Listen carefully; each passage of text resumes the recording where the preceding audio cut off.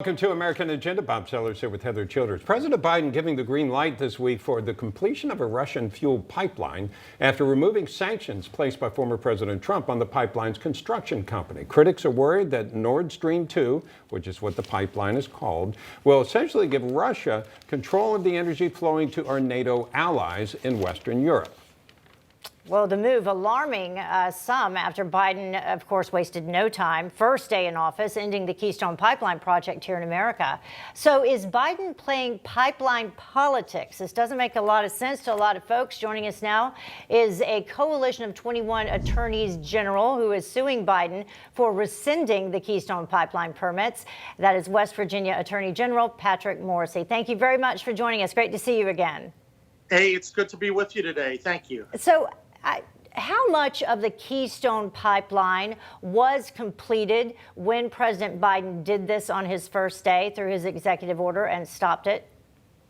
Well, there are different sections that have been completed, but there's certainly still important parts of the pipeline that, remain to be built. And many people may remember that there was litigation last year in an effort to stop the building of the Keystone Pipeline. They were able to try to stop the permits that were used in order to advance the pipeline's progress. So we thought that this was really a bait and switch because so much time and effort and money, billions and billions of dollars have gone in many, many thousands of jobs. And here Biden comes in on day one and he sends an absolute stop message against Keystone. Yet at the same time, now he's green lighting other projects outside of our country, which makes it look like a China first, Russia first, America last energy policy. Yeah. What do you think's behind it?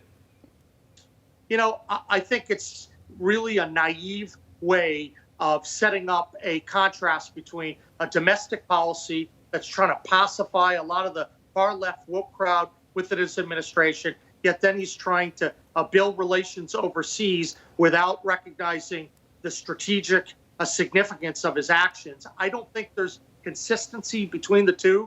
When I look at the climate change proposals, when I look at the pipeline proposals, I'm seeing blunders from a foreign policy and domestic policy perspective of epic proportion. So I don't think it's explainable, but obviously America's going to pay a price for it, like what you saw with the Colonial Pipeline, the long lines, the higher gas prices, if we don't get this turned around. And that's why I asked you to begin with how much of the Keystone Pipeline was left to be completed.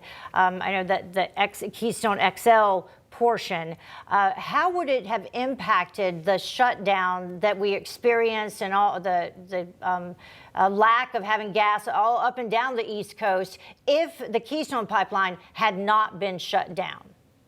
Well, I think that certainly when you have more forms of energy, more pipelines, the ability to travel via rail or by truck, when you have an all of the above energy transportation system, that's good for the country. What you saw with Colonial is it represented about 45% of the gas supplies that were going up to the eastern seaboard. So I've been an advocate, along with others, to make sure that you have additional pipelines because that addresses the security issues which arise. And of course, it continues to facilitate America's energy independence. It also leaves you less vulnerable for these gas lines and these gas price hikes that you're seeing. So I think that there's a lot more that we'd like to do.